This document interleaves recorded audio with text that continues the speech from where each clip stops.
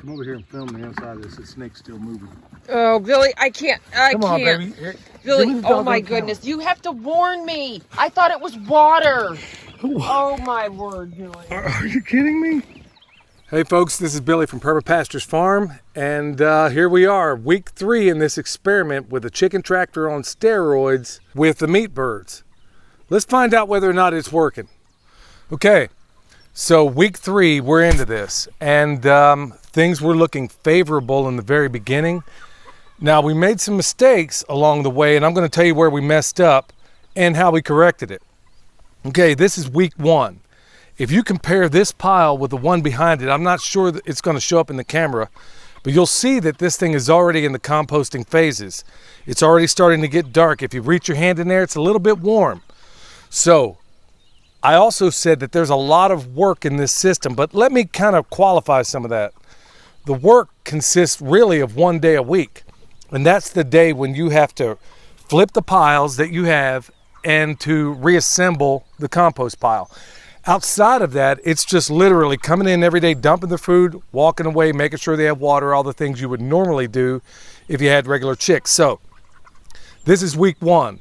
Sufficient size pile. It's probably just a tad bit under a square meter, but it's really looking good, and it's breaking down exactly the way we wanted.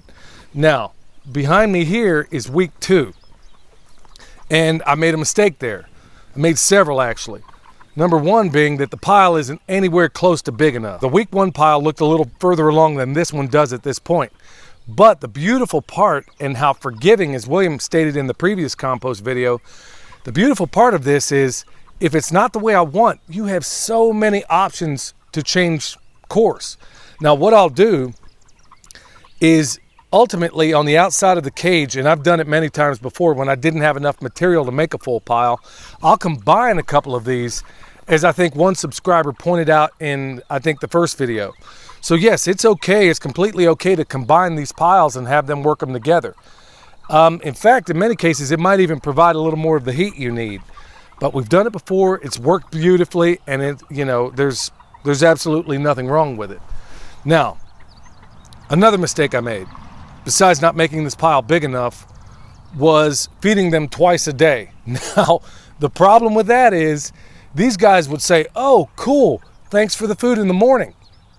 And then later on, I'd come back and I realized they haven't scratched out anything, because they knew I was coming back. So we ended all that and did what I did in the first system, which is just dump everything in the morning. And then sooner or later, as the day goes on, they're going to be like, we ate up all of our food. We know there's food over there, but we got to work for it. And if you look down, these guys have already gotten, they've already gotten what they wanted in terms of carbs out there. Now they're finding this pile because it was recently turned. They now become re-interested in it, and they're going to scratch it out just like they did yesterday. This pile here, they're going to scratch it out too. Here we are. This is the pile we just reassembled. I dumped their food scraps out here. They dig it. They love it. And this morning, they're going to get a little bit more in terms of protein. Now, they're not going to start with it, but they'll get there. If you'll check it out, here's a snake, one of 2 that I had to wipe out this morning. Look, they were inside the house, and homie don't play that. Anyhow, there was 2 of them, actually 3 of them in the house. I gave one to the pigs, and they ate it yesterday, I think. And the 2 I got this morning.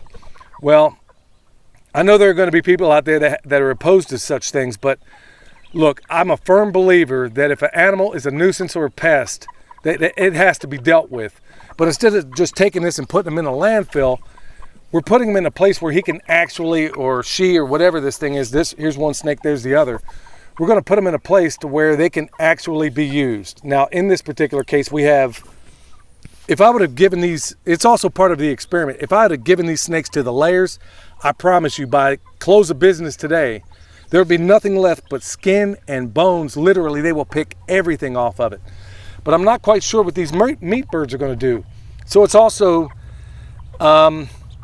making the problem a solution, and also finding out at the same time if these guys are going to have the same reaction to snakes as a typical bird would.